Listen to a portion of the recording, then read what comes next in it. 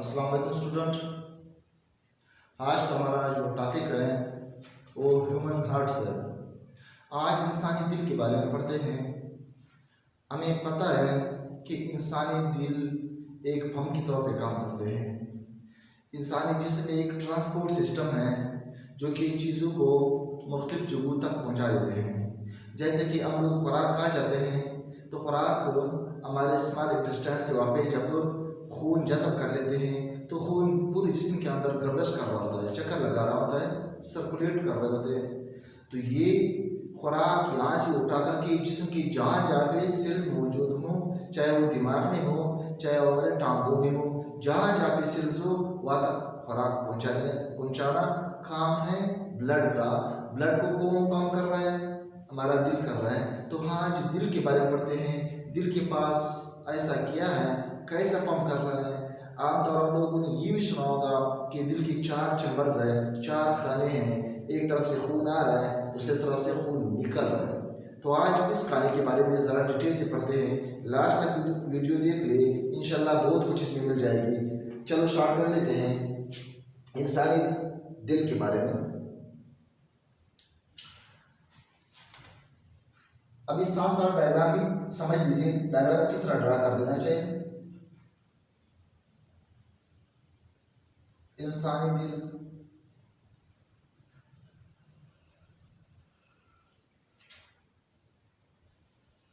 इसके 2 चैम्बर्स हैं, तो अलग अलग चैम्बर बना लेते हैं। ये अलग चैम्बर, ये अलग चैम्बर।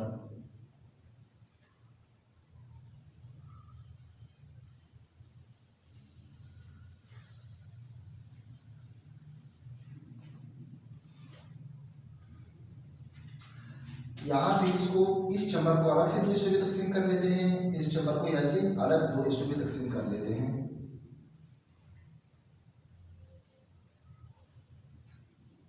यहाँ से पूरे जिस्म से डीऑक्सीजनेटेड ब्लड दिल के पास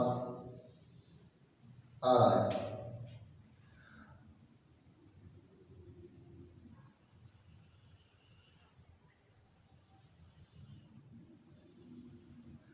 अच्छा, ये जो सेंट्रल वॉल है इसको आप खून की रगे मत समझे, आप समझ लीजिए कि ये कार्डियक मसल है, ये कार्डियक मसल है।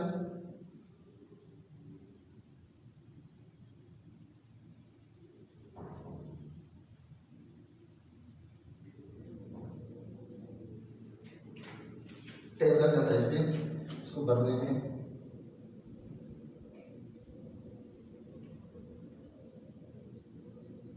अभी कार्डियक मसल एक साइड से इसका एक गोश्त मोटा है, एक साइड से पुतला सा है। क्या ये ड्रेन की कमी हो सकती है या कुछ हकीकत भी है? इस तरह इंशाल्लाह बता देते हैं, समझा देंगे इंशाल्लाह। ये वाला जो सेट आपको नजर आ रहा होगा ये पुतला है और ये वाला सेट काफी मोटा सा है। ऐसा क्या है, क्यों ऐसा है? बहरहाल ये कार्डियक मसल है।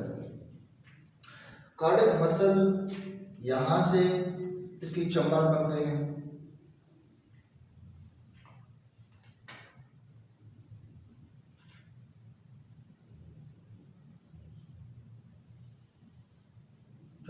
छोटी चीजें हैं, आप लोगों को चाहिए कि वो नोट कर लें।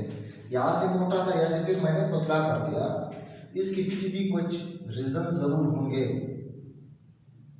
यहाँ पे एक वेन निकला हुआ है,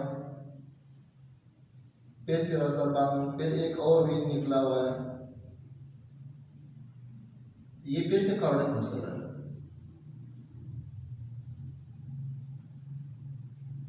अच्छा, ये कार्डियक मसल यहाँ तक आया हुआ है और यहाँ पे देखिए एक और पाइपलाइन मैं से निकाल रहा हूँ। एक खून की बड़ी सी रग है जिसका नाम लोगों ने कई बार सुना होगा, ओर्टा। और समझ लीजिए इस ऑर्टा की अभी शुरुआत में एक वाल है, जो कि बाहर की तरफ खुल रहा है, एक वाल है। वाल का नाम बाद में दे देते हैं।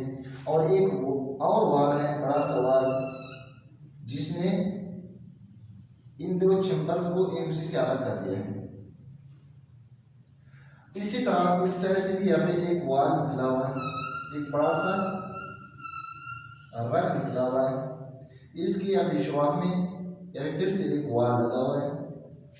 ये वाल फिर बाहर की तरफ से आसानी खुल सकता है।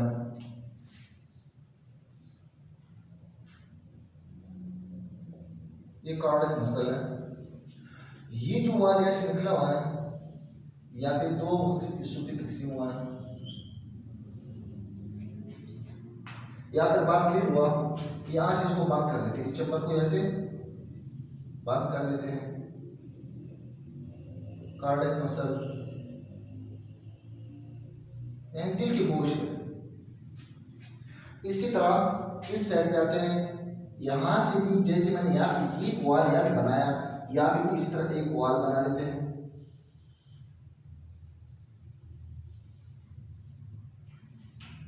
ये पर गए, ये वाल अंदर की तरफ खुल रहा है, ये वाल बाहर की तरफ खुल रहा है, ये वाल बाहर की तरफ खुल रहा है, ये वाल अंदर की तरफ खुल रहा है। हर वाल को अलग अलग से नाम देंगे।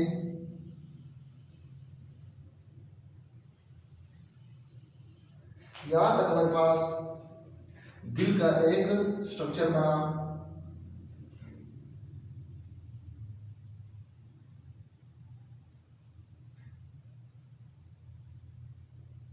अच्छा,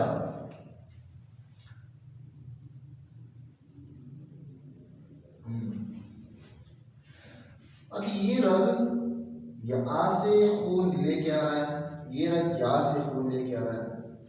खून यहां से एंटर हो जाएगी, ये खून इसके पास आ जाएगी। तो सबसे पहले इसको क्लासिफाई करते हैं। 4 चैम्बर्स है, 4 नाम दे देना चाहिए।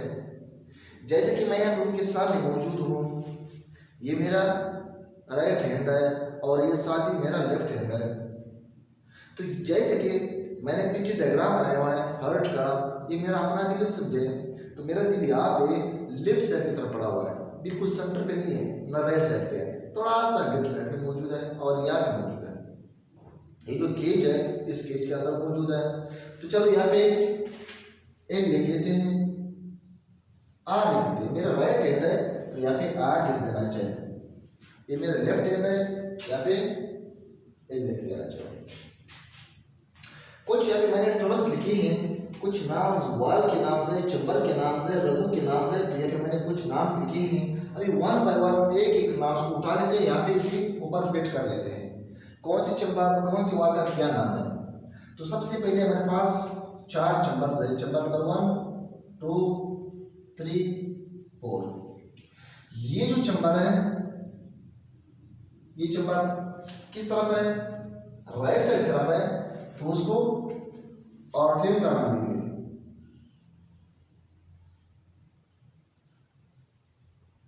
आर्ट्रियम।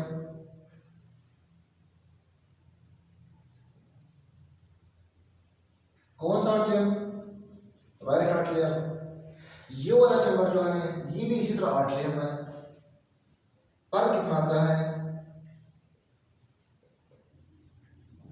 ये लेफ्ट आर्ट्रियम।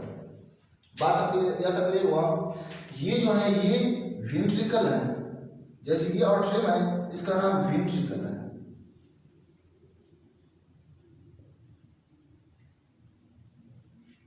ये भी वेंट्रिकल है।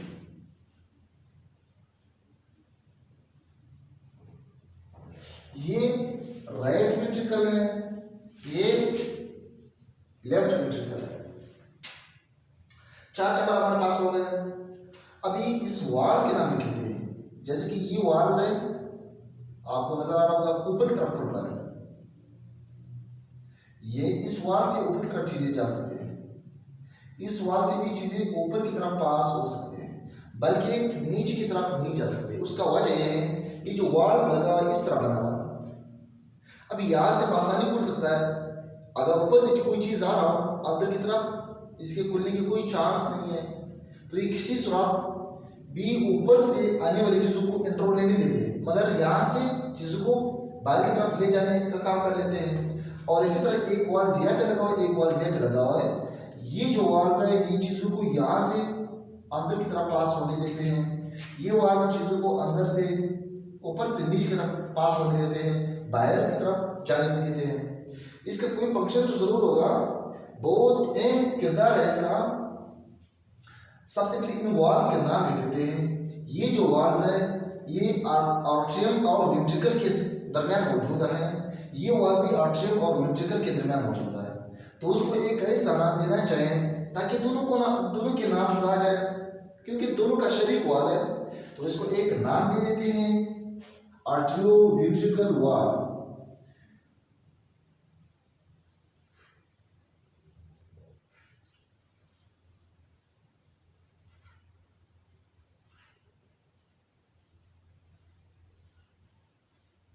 आर्ट्रियो वेंट्रिकल वाल्व, लेकिन राइट आर्ट्रियो वेंट्रिकल वाल्व है, ये भी आर्ट्रियो वेंट्रिकल वाल्व है।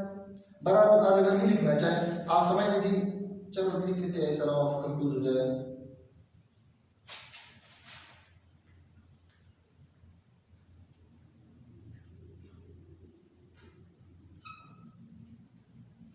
आर्ट्रियो वेंट्रिकल वाल्व, ये लेफ्ट आर्ट्रियो वेंट्रिकल वाल्व है, क्योंकि ये लेफ्ट साइड है। और इसका कोई दूसरा नाम भी होगा, इसको एक और नाम दिया हुआ है, इसको ट्राइकस का नाम भी दिया हुआ है, ट्राइकस।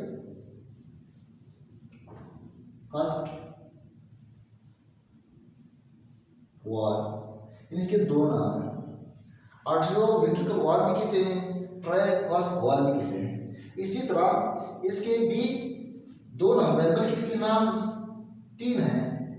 आर्ट्रियो वेंट्रिकल वाल्व भी कहते हैं क्योंकि दोनों के सेंटर पे हैं। इसको बाइकस भी कहते हैं।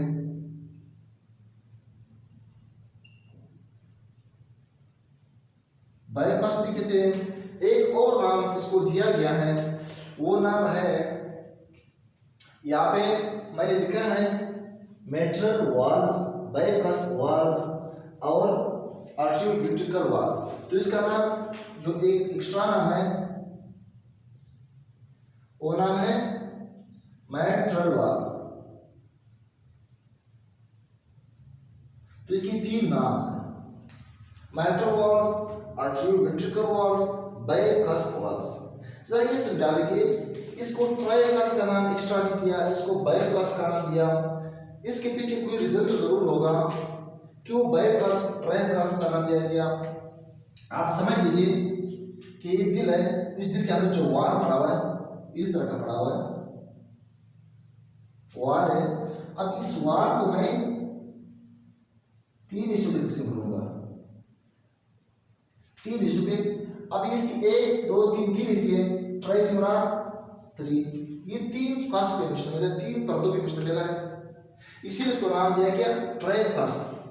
ये जो वाल है इसकी इस तरह तीन कस नहीं है, इसके टोटल दो हिस्से हैं सेंटर पे, एक दो, इसीलिए इसको बाइकस का नाम दिया गया। समझ लीजिए, ये जो वाल है यहां से निकला हुआ है, एक वाल यहां से निकला हुआ है। इस वाल को नाम देने से पहले सबसे पहले इसको नाम देना चाहिए और इन रंग को नाम देना चाहिए, इन रंग को नाम देना चाहिए। ये जो रंग है जो कि खून को लेके जा रहा है, कौन सा खून? वो ना खून जिसके अंदर कार्बन डाइऑक्साइड मौजूद हो, इसको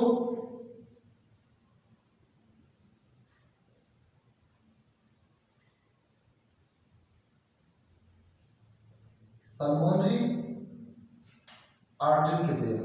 अभी देखिए ये बाहर की तरफ खून लेके जा रहा है, तभी इसको मैं आर्टरी का नाम देंगे। ये पल्मोनरी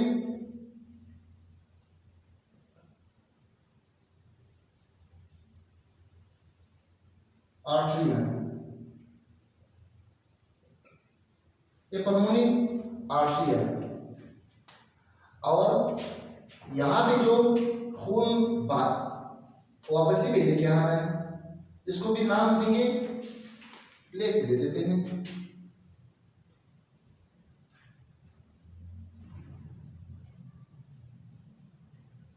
पल्मोनरी वेन्स के नाम देंगे। यहाँ पे कुछ अपोजिट हो रहा है, बाद में समझा देंगे। ये जो बड़ा सा रग निकला हुआ है उसका नाम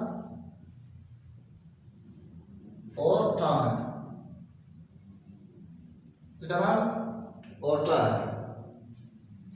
अच्छा, इसका नाम ऑर्टा है, तो जैसे ये खून किसके पास लेके जा रहा है, ये पल्मोनरी आर्टरी के पास को लेके जा रहा है, तो इस वाल को नाम देना चाहिए, इस वाल को नाम देना चाहिए पल्मोनरी वाल।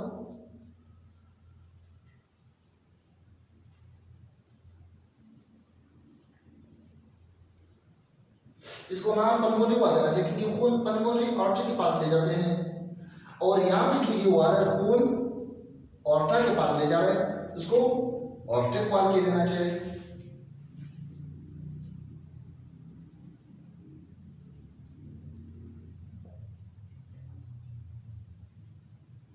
इसको ऑर्टिक वाल नाम दिया। इसके साथ साथ जैसे उनके दो दो नाम थे, इसके भी नाम दो है। इसको एक नाम दिया हुआ है सिमी ल्यूनर, सिमी ल्यूनर वाल। इसी तरह ये जो ऑर्टिक वाल है उसको भी नाम दे दिया सिमी ल्यूनर वाल। समझ लीजिए सबके नाम हो गए। अब ये समझा देंगे, आमतौर आप लोगों ने देखा होगा आर्टरीज और वेन्स दो मुख्तलिफ किस्म के रगे हैं।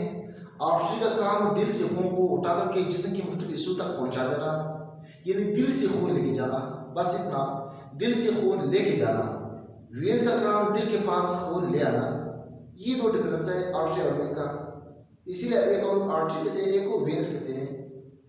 यहाँ पे कुछ अलग सा हो रहा है, कुछ डिफरेंस हो रहा है। एक पल्मोनरी आर्टरी है, हालांकि आर्टरी का काम तो ये है कि दिल के पास खून लेके आए, तो इसने क्या किया, कुछ उलट किया। ये खून लेके जा रहा है, खून को बाहर लेके जा रहा है, और ये पल्मोनरी वेन है, ये खून अंदर की तरफ ले आ रहा है। यहाँ पे ये डिफरेंस है, ये से मेरा है। और ये जो रगे हैं यहाँ पे जो खून बाहर की तरफ से ले आ रहा है, ये जिस्म के ऊपर वाले हिस्से से दिल के पास खून लेके आ रहा है। ये जो हिस्सा है ये निचले वाले हिस्से से खून को उठा करके दिल के पास ले आते हैं, तो इसको नाम भी दो अलग अलग देना चाहिए। जो ऊपर की तरफ से खून इकट्ठा करके इसके पास ले आते हैं, इसको सुपीरियर वीना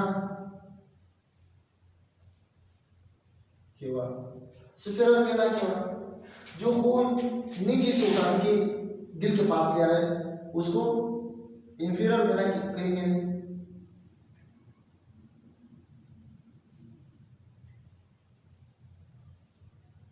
इंफीरियर वीना केवा, बस इतना सा बात है।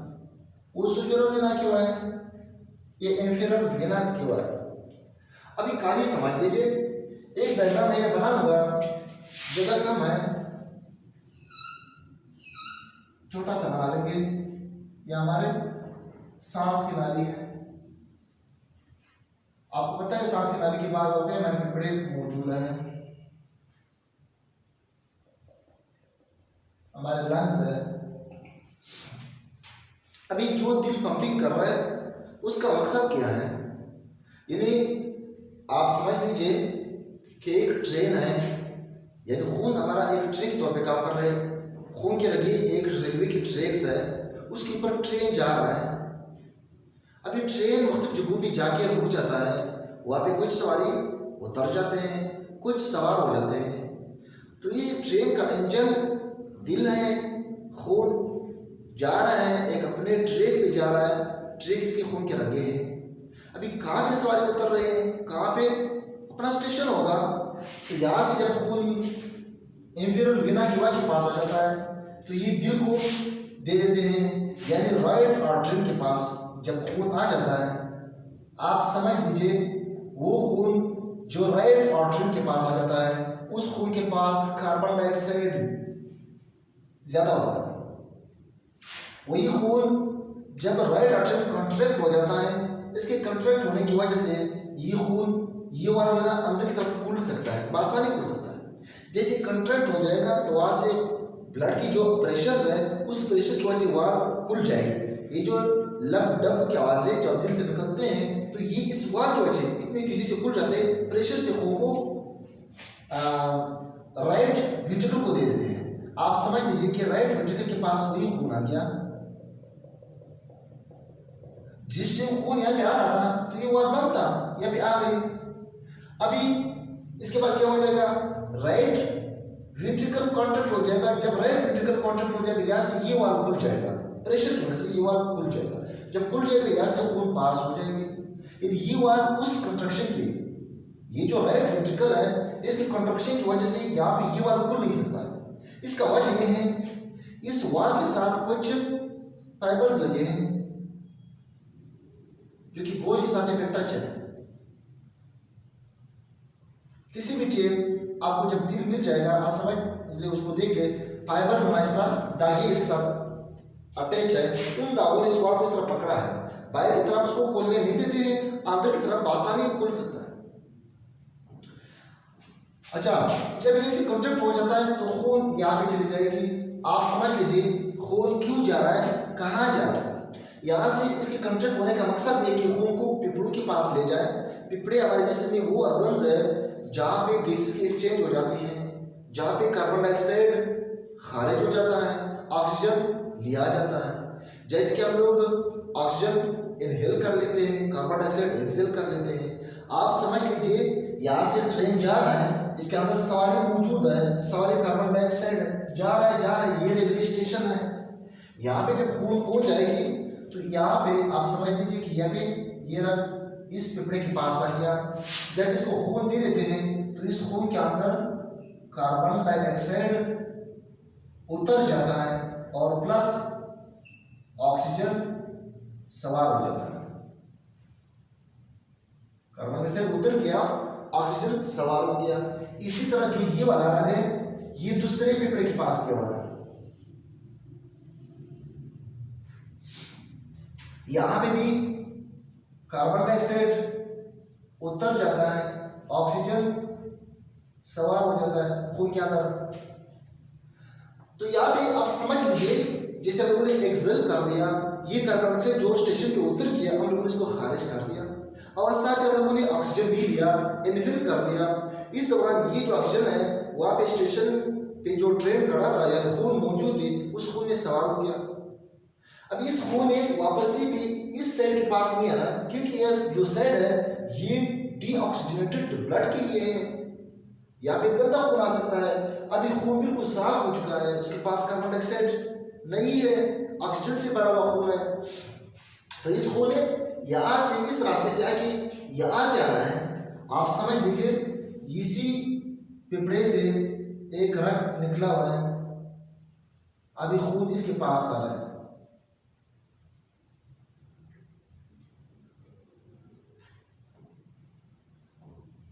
वहां से जाते हुए खून इस तरह के पास आ गया, खून इंटर हुआ।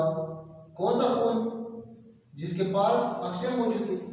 इसी तरह उस पिपड़े ने जो खून साफ कर दिया, ये खून भी यहां से पास होके यहां से आ जाएगा। आते हुए इस पल्मोनरी वेन के पास आ जाएगी। आप समझ लीजिए कि हमारा लेफ्ट ऑट्रियम है, ये लेफ्ट ऑट्रियम है। जब लेफ्ट ऑट्रियम के पास खून आ जाएगा, साफ खून है, ये बात नोट कर लीजिए। मैंने रेड कलर के डॉट से भर लिया, यानी आप समझ लीजिए कि साफ खून है, इसके पास ऑक्सीजन मौजूद है। ये ब्लैक डॉट से मैंने भर लिया, ये डीऑक्सीजनेटेड खून है, इसके पास कार्बन डाइऑक्साइड मौजूद है। ये कार्बन डाइऑक्साइड जब इसके पास हो जाता है तो यहाँ पे लेफ्ट ऑट्रियम कॉन्ट्रैक्ट हो जाएगी। जब ये कॉन्ट्रैक्ट हो जाएगा तो यहाँ से ये वाल खुल जाएगा। इसी तरह ये सारा खून लेफ्ट वेंट्रिकल के पास आ जाएगी।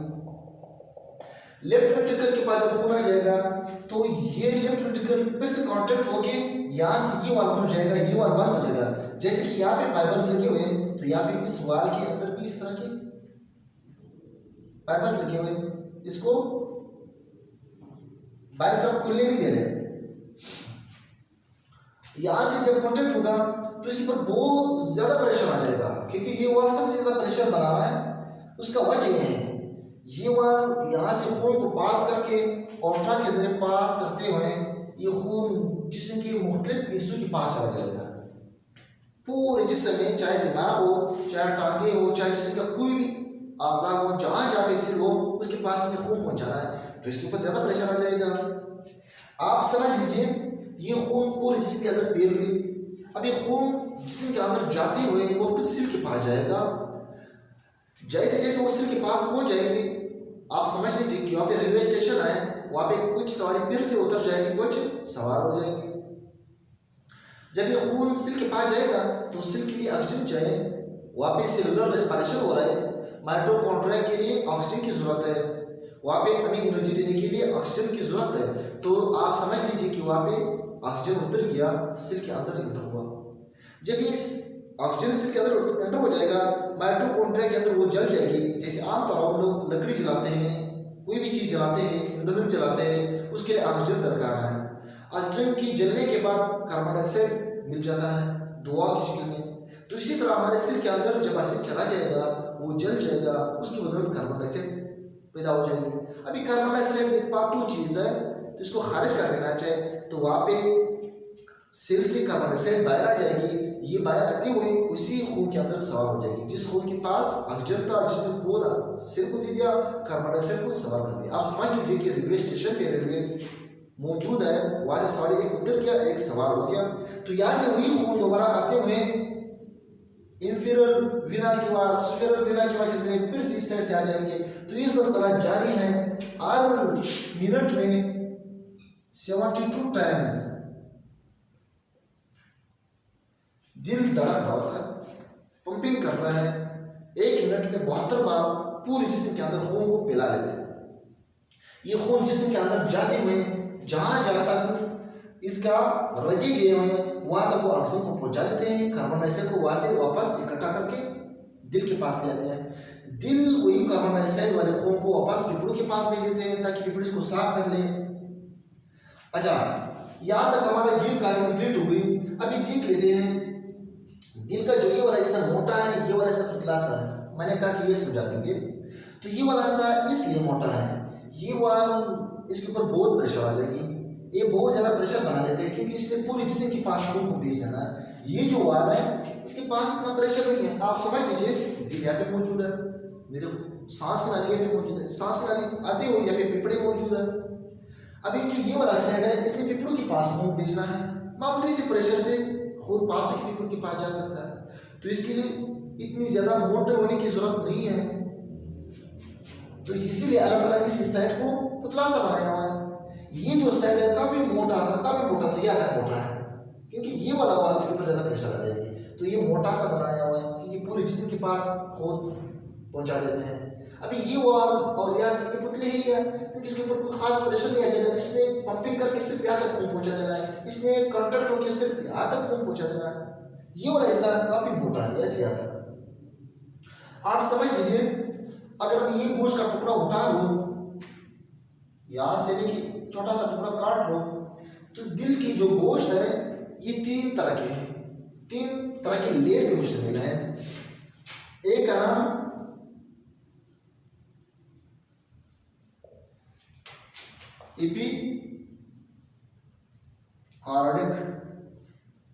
एपिकार्डियम है, दूसरे का नाम मायोकार्डियम है,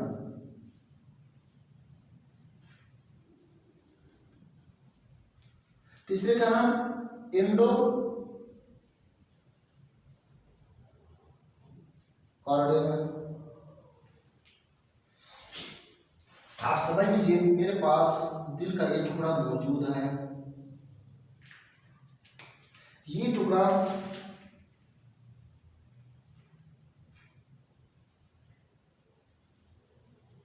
इतना इंचीज में मुश्तमिल है। ये सबसे बड़ा वाला हिस्सा है जो आमतौर हम लोग कहते हैं मसल्स, कार्डियक मसल। तो आप समझ लीजिए ये कार्डियक मसल है, मायोकार्डियम है जो बाहर की तरफ है, आप समझ लीजिए कि ये बाहर की तरफ है। ये एपिकार्डियम है जो अंदर की तरफ है, ये एंडोकार्डियम अंदर की तरफ है। अंदर वाला ऐसा एंडोकार्डियम जो सेंटर में ब्लैक मोटा सा कार्डियक मसल है, इसको मायोकार्डियम कहते हैं। जो सबसे बाहर है इसको एपिकार्डियम कहते हैं। ये तीन इसके पार्ट्स है। और इंशाल्लाह कोई चीज़ मेरे ज़हन के मुताबिक नहीं रह चुका है, हम लोगों ने डिटेल से दिल के स्ट्रक्चर को ड्रा भी कर लिया और समझ भी ली। इसके बाद कुछ चीज़ें समझ लेते हैं। यहाँ पे डायग्राम का भी लेबल है, यहाँ पे आपको समझ नहीं आ रहा होगा। बहरहाल एक और टॉपिक रहता है, दिल कैसा कॉन्ट्रैक्ट और रिलैक्स हो सकता है, दिल के पास ऐसा क्या मौजूद है। तो ये एक नए लेक्चर के अंदर इसको इंशाल्लाह समझ लेंगे, उसके बारे में इंशाल्लाह डिटेल से पढ़ाएंगे। बहरहाल यहाँ पे थोड़ा सा आपको इशारा देंगे, थोड़ा सा समझा देंगे। जो राइट आर्टरियम है, राइट आर्टरियम की यहाँ पे, मैं इसको मिटा दूंगा ताकि इसमें आप कभी हो जाए। राइट आर्टरियम यहाँ पे छोटा सा एक गोश्त का टुकड़ा है। अब ये जो गोश्त का टुकड़ा है, ये भी मैंने टर्म्स लिखी है। ये गोश्त का टुकड़ा, उसको एक नाम दिया गया, उस गोश्त को नाम दिया sino arterial node. Sino arterial node. अभी साइनो आर्टरियल नोड प्लाज्मा का नोड से दाना, एक गोश्त का टुकड़ा। ये साइनो आर्टरियल नोड एक गोश्त का टुकड़ा है जो कि करंट पैदा करता है। ऑटोमेटिकली कुदरती तौर पे करंट इससे पैदा हो रहा है। जैसे आमतौर पे जो हमारे जिस्म में मसल्स कॉन्ट्रैक्ट हो रहा है, रिलैक्स हो रहा है, तो वो दिमाग के साथ कनेक्ट है, वहाँ से इम्पल्सेस आते हैं। मगर इसके पास इम्पल्सेस नहीं आ रहा है, ये खुद ब खुद ऑटोमेटिकली यहाँ पे कॉन्ट्रैक्ट और रिलैक्स यानी करंट पैदा करते हैं। जब ये करंट पैदा करते हैं, ये करंट यहाँ से राइट आर्टरियम के पास ले जाते हैं। आप समझ लीजिए कि इसकी जो करंट है, इसकी व्यूज इस तरह फैल जाते हैं, यानी सिर्फ और सिर्फ राइट आर्टरियम और लेफ्ट आर्टरियम के अंदर ये फैल जाते हैं। आप समझ लीजिए कि दिल के ऊपर वाले हिस्से के पास ये करंट एकदम चले जाते हैं, निचले वाले हिस्से के पास नहीं आएंगे। उसका वजह क्या? दिल तो एक ही दिल है, उसके पास क्यों नहीं आ रहा है? ये करंट किसने रोका है? जैसे आमतौर पर हम लोग अपने जो बिजली की जो सामान है, जो भी मशीनरी हमारे पास है, उसको उसके अंदर करंट को कंट्रोल करने के लिए प्लास्टिक की कोई ना कोई मटेरियल इस्तेमाल किए हुए हैं जहाँ से करंट आसानी पास नहीं हो सकता, यानी प्लास्टिक से करंट पास नहीं होता है। तो यहाँ पे अल्लाह ताला ने एक सिस्टम बनाया हुआ है। ये जो वाल है, ये वाल, ये माइक्रो फाइबर का बना हुआ है, एक किस्म की प्रोटीन का बना हुआ है। यहाँ से खून का रंग आया हुआ है ये। तो इसमें एक आप समझ लीजिए कि प्लास्टिक यहाँ पे लगा हुआ है, करंट को पास होने नहीं दे रहा है। तो बिल्कुल यहाँ से नीचे की तरफ करंट नहीं आ सकता। करंट यहाँ पे नहीं आ सकता है, तो करंट यहाँ तक महदूद है। यहाँ तक महदूद होने की वजह से बहुत जल्दी दोनों हिस्से कंट्रैक्ट हो जाते हैं। आप ये बात में रख लें, दिल ऐसा नहीं कि एक बार ये वाला ऐसा कंट्रैक्ट हो जाएगा, फिर ये वाला, फिर ये वाला, फिर ये वाला, ये दोनों हिस्से एकदम कंट्रैक्ट हो जाएगी। राइट आर्टरियम हो या लेफ्ट आर्टरियम हो, दोनों एकदम कंट्रैक्ट हो जाएगी। और इसके वो भी लिख लेते हैं कितने मिनट के लिए, 0.1 सेकेंड के लिए, 0.1 सेकेंड के लिए ये वाला ऐसा कंट्रैक्ट हो जाता है। अभी 0.1 सेकेंड आप खुद समझ लें कितना कम दौरा लिया है, ये कंट्रैक्ट हो जाएगा। इसके बाद यहाँ पे एक नोड लगा हुआ है, मैं इसको मिटा दूं। यहाँ पे एक नोड लगा हुआ है, जैसे ये नोड है, यहाँ पे एक और नोड लगा हुआ है। ये नोड यहाँ से करंट को इकट्ठा कर लेते हैं। आप समझ लीजिए कि गेट है, उस गेट्स के पास जब करंट आ जाता है, यहाँ से करंट के पास आ जाते हैं, ये करंट को इकट्ठा कर लेते हैं। लाजमी बात है, एक बार पूरी राइट और लेफ्ट आर्टरी के पास करंट गई, वो कॉन्टैक्ट हो गई, तो इसके पास जब आ जाता है, इसने यहाँ से पास करके, इसी करंट को इसने यहाँ से पास करके वेंट्रिकल को देना है। ये जो करंट यहाँ से आ जाता है। अब इस नोड को क्या कहेंगे, इसको तो हम लोगों ने साइनो आर्टरियल नोड का, इसको आर्टियोवेंट्रिकल नोड कहेंगे। आर्टरियम और वेंट्रिकल के सेंटर में मौजूद है, इसको आर्टियोवेंट्रिकल नोड कहेंगे। ये आर्टियोवेंट्रिकल नोड से जब करंट यहाँ से पास हो जाएगा तो यहाँ पे बंडल्स है, आर्टियोवेंट्रिकल बंडल्स, आप समझ लीजिए कि यहाँ पे नर्व्स फाइबर्स है, नर्व्स मौजूद है, ये इस करंट को ले जाते हैं। इसको क्या कहेंगे, इसको नाम यहाँ पे मेरे पास जगह नहीं है, आप समझ लीजिए, इसको आर्टियोवेंट्रिकल बंडल्स कहेंगे, इसको आर्टियोवेंट्रिकल नोड्स कहेंगे। कि ये गेट समझ लीजिए, करंट को इकट्ठा कर लेते हैं फिर इसके पास ले आते हैं। आप समझ लीजिए कि नीचे जो निचला वाला हिस्सा है वेंट्रिकल, चाहे राइट हो चाहे लेफ्ट हो, उसको कंट्रैक्ट होने के लिए ये यूं कंट्रैक्ट हो जाता है। इस तरह कंट्रैक्ट जब हो जाता है तब ऐसे ब्लड पास हो सकता है। तो ये right artery left artery contract होकर इसने खून को निचले वाले हिस्से के पास भेज दी। अब इसने इस तरह कंट्रैक्ट होना है, जब इस तरह कंट्रैक्ट हो जाएगा तो यहाँ से खून पास होके फेफड़ों के पास भी चली जाएगी और ऑर्टा के जरिए पूरे जिस्म के पास भी चली जाएगी। तो ये आर्टियोवेंट्रिकल बंडल्स है, तो ये बंडल्स है तकसीम हो जाता है, इस तरफ भी जाएगी, इस तरफ भी जाएगी, इसको करंट दे रहा होता है। अब यह भी जो ना ये मजीद ब्रांचों में तकसीम हो जाएगी, बहुत से ब्रांचों में तकसीम हो जाएगी। इन ब्रांचों को एक नाम देंगे, आप लोगों ने वो कई बार आप लोगों ने सुना होगा, फार्केंजी फाइबर। ये फार्केंजी फाइबर सर ये भी मजीद छोटी छोटी हिस्सों में तकसीम हो जाता है, इस तरह इसकी ब्रांचें बन जाते हैं। पूरे जो राइट वेंट्रिकल है, लेफ्ट वेंट्रिकल, इसको करंट दे देते हैं, उस करंट की वजह से दिल कॉन्ट्रैक्ट हो जाएगा। यानी अब इसका दौरानिया कितना होगा, इसका दौरानिया 0.3 सेकेंड, इतने दौराने के लिए कॉन्ट्रैक्ट हो जाएगा, 0.3 दौराने के लिए कॉन्ट्रैक्ट हो जाएगा। अच्छा, इसके बाद दोनों हिस्से एकदम रिलैक्स हो जाते हैं, जैसे कि ये वाला हिस्सा 0.1 सेकेंड के लिए कॉन्ट्रैक्ट हुआ, फिर 0.3 सेकेंड के लिए ये वाला हिस्सा कॉन्ट्रैक्ट हुआ, इसके बाद दोनों हिस्से एकदम रिलैक्स हो जाते हैं। उसके रिलैक्स होने का दौरानिया कितना है, चलिए ये लिख लेते हैं, 0.1 0.3 के लिए ये दोनों ये जो ना कंट्रैक्ट हो जाते हैं, यानी सिस्टोल हो जाते हैं। इसी तरह फिर 0.4 सेकेंड के लिए दोबारा रिलैक्स हो जाते हैं। आप दोनों को मिला ले, आप समझ लीजिए कि 0.8 सेकेंड में ये पूरा जो साइकिल है, कार्डिक साइकिल, ये चलता रहेगा। यानी एक कार्डिक साइकिल पे 0.8 सेकेंड लग जाते हैं, पूरा 1 सेकेंड भी नहीं लगता है। इसी वजह से हमारे जिस्म के अंदर जो दिल की धड़कन है वो 1 मिनट में 72 टाइम्स है। आप समझ लीजिए 0.1 सेकेंड के लिए ऊपर वाला ऐसा कॉन्ट्रैक्ट हो जाएगा, 0.3 सेकेंड के लिए निचला वाला ऐसा कॉन्ट्रैक्ट हो जाएगा, फिर दोनों से एकदम रिलैक्स हो जाते हैं।